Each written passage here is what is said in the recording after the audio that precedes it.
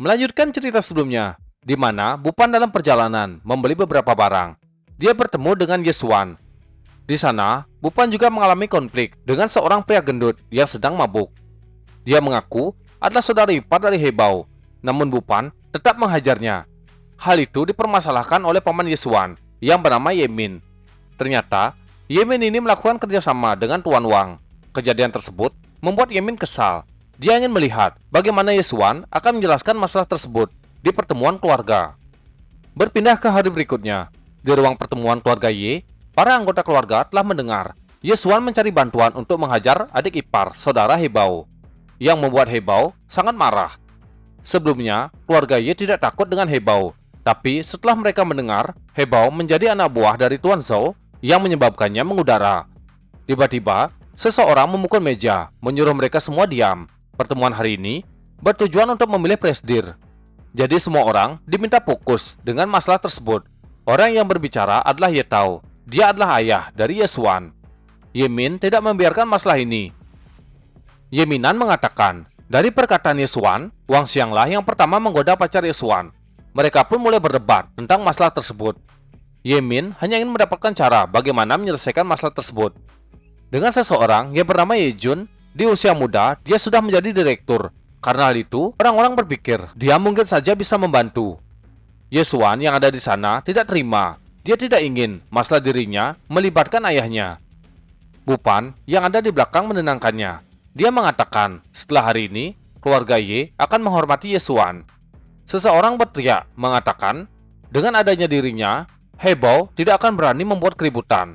Orang yang berbicara, dia memiliki sedikit reputasi di dunia bawah. Orang ini adalah Ye Jun. Tiba-tiba seseorang muncul. Dia adalah Hebao. Dia mengatakan, Wang Xiang adalah anak buahnya. Apakah keluarga Ye tidak ingin hidup? Ye Jun maju. Dia mengatakan, dirinya akrab dengan wakil wali kota Jinling dan banyak orang penting. Dia mengancam Hebao akan melakukan panggilan penting ke orang-orang tersebut. Mendengar perkataan Ye Jun, para anggota keluarga merasa bangga. Dengan adanya dia, mereka akan aman. Sebuah pukulan mendarat di wajah Ye Jun, hingga giginya terlepas. Dia terpental ke belakang. Yesuan terkejut melihat kekuatan Hebao. Hebao mengatakan, Ye Jun ini terlalu banyak bicara omong kosong. Hebao membanggakan dirinya karena menjadi anak buah Master Bupan, penguasa Jinling. Para anggota keluarga Ye mulai sakit kepala. Mereka berpikir untuk menyerahkan Yesuan demi keselamatan keluarga Ye. Yesuan yang sudah tidak tahan, dia berteriak mengatakan dirinya lah yang menjadi pelaku yang menghajar Wang Xiang. Ayah Yesuan dan pacarnya sangat khawatir melihat Yesuan maju. Hebao bersiap menghajar Yesuan. Dia ingin mematahkan tangan dan kaki Yesuan. Tiba-tiba Bupan muncul di belakang Yesuan sambil memanggil Hebao, mengatakan Yesuan ini adalah saudaranya. Wajah Hebao langsung terkejut melihat Master Bupan di depannya. Berbeda dengan Wang Xiang, dia langsung menunjuk ke Bupan dengan penuh amarah, meminta Hebao membantunya membalas dendam. Hebao langsung menampar Wang Xiang. Perubahan itu mengejutkan semua orang yang ada di sana.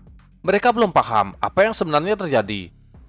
Wang Xiang masih belum mengerti kenapa Hebao menamparnya. Hebao langsung bersujud di depan Bupan sambil meminta maaf.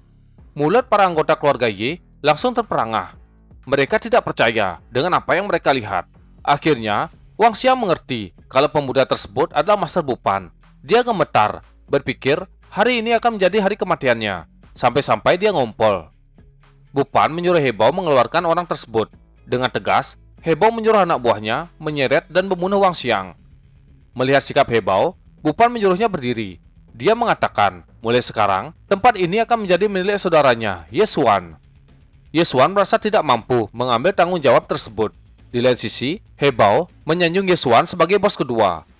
Bupan menatap Ye Tao, menanyakan, hari ini adalah pemilihan presidir. Apakah Yesuan juga dapat mengikutinya? Ye Jun yang mendengar itu tidak terima dan meminta Bupan tidak ikut campur dalam keluarga Ye. Ye Tao mengatakan, ini adalah urusan keluarga Ye. Tidaklah pantas bagi Bupan untuk ikut campur.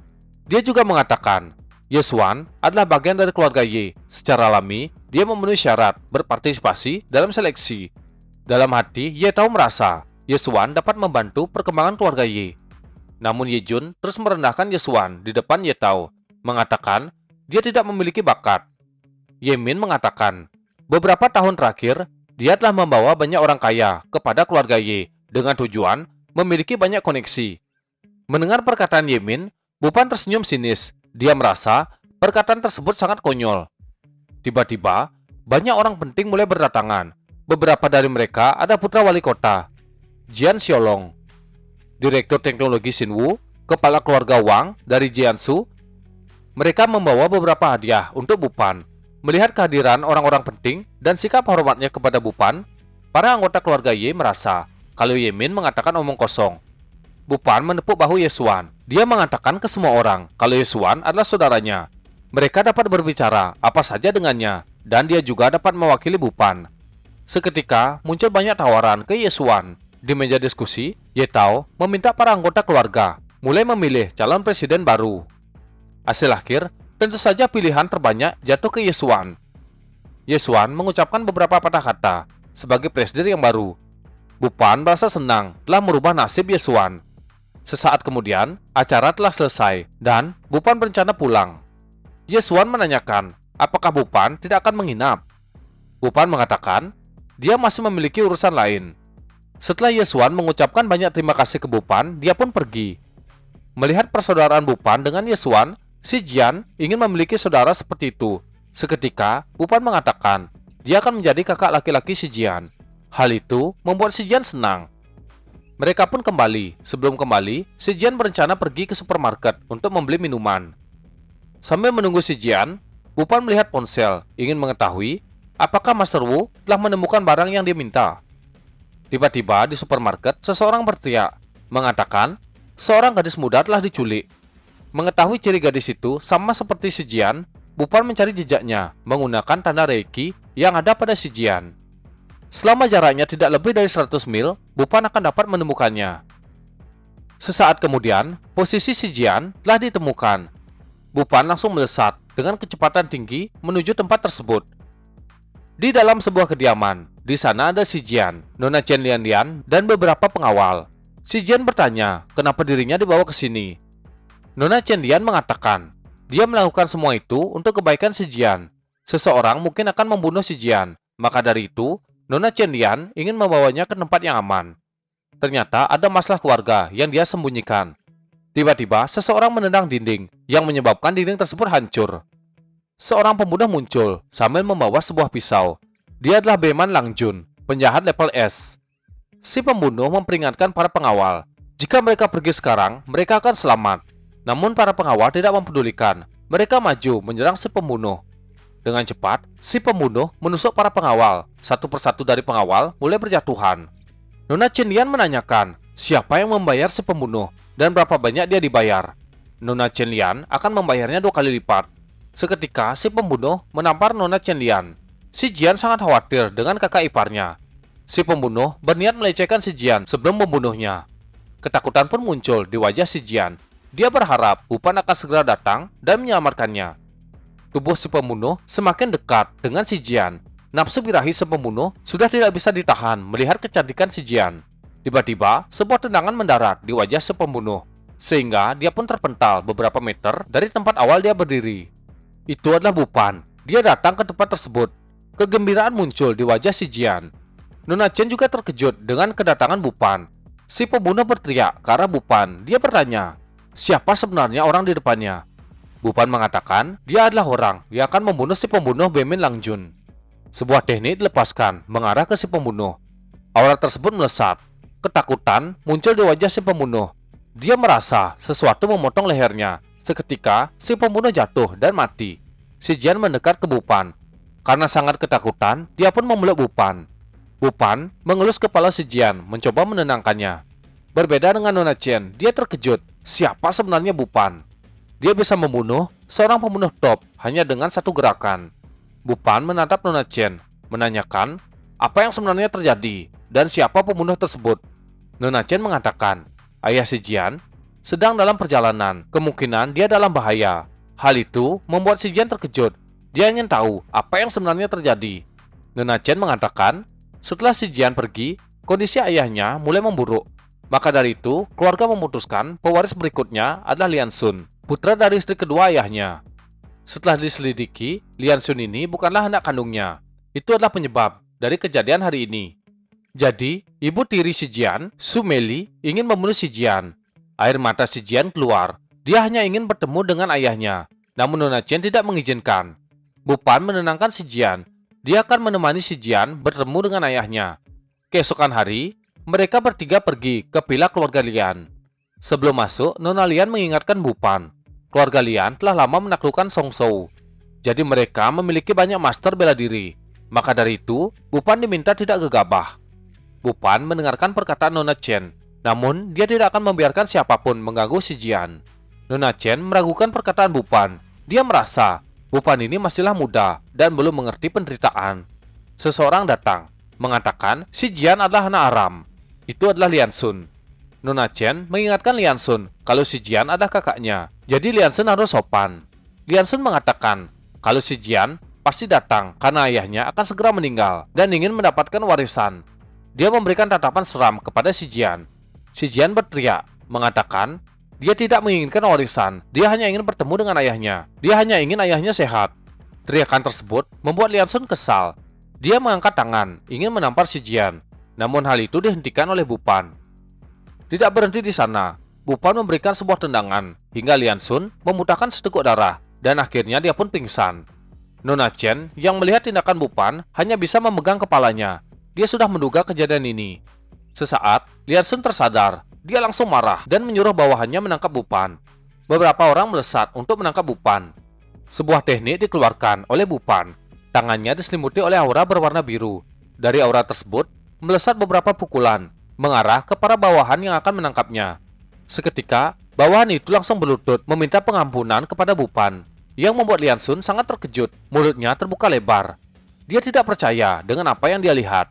Bu Pan menatap Lian Sun, kemudian berjalan mendekat. Dia menyuruh Lian Sun meminta maaf kepada si Jian.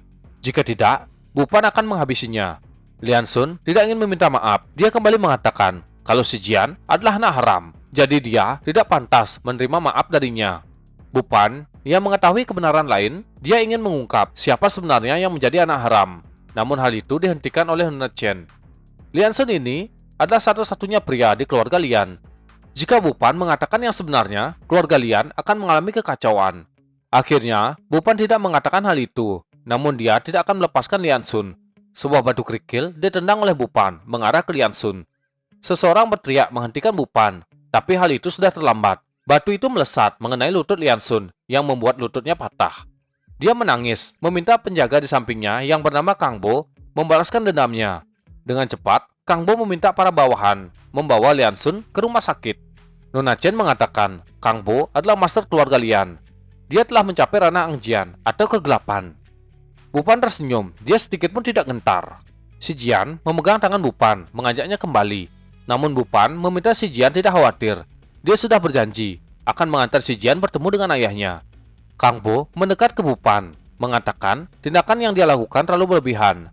Namun Bu Pan mengatakan, jika Kang Bo tidak datang, Bu Pan akan membunuh Lian Sun. Perkataan Bu Pan membuatnya marah. Sebuah teknik dikeluarkan. Kang Bo akan menggunakan cakar elang darah untuk menghabisi Bu Pan. Sejenak, Bu Pan menutup matanya. Kemudian sebuah teriakan seperti auman singa dilepaskan oleh Bu Pan. Seketika, Kang Bo dibuat muntah darah oleh teknik tersebut. Nona Chen begitu terkejut. Dia tidak percaya. Hanya dengan teriakan, Bu Pan dapat memberikan luka parah kepada Master Kang Bo. Bu Pan mengatakan, Kang Bo ini bahkan tidak sekuat dengan Yang Laoqi. Kang Bo pun terkejut. Dia pernah mendengar kabar tersebut dan menebak kalau pria di depannya adalah Master Bu Pan yang membunuh Yang Laoqi. Dan Master Bu Pan adalah pemimpin pasukan bawah tanah Jinling. Setelah mengetahui kebenaran, Kang Bo mengingatkan Bu Pan, di luar sana masih ada orang yang lebih kuat daripada Bu Pan. Bu Pan menyuruh Kang Bo memanggil orang tersebut. Kemudian dia mengajak si Jian bertemu dengan ayahnya. Mata si Jian langsung berbinar melihat Bu Pan yang semakin keren. Ketika Bu Pan mengajak si Jian masuk ke dalam, Kang Bo akan melaporkan kejadian tersebut kepada Gui Ye atau Master Hantu.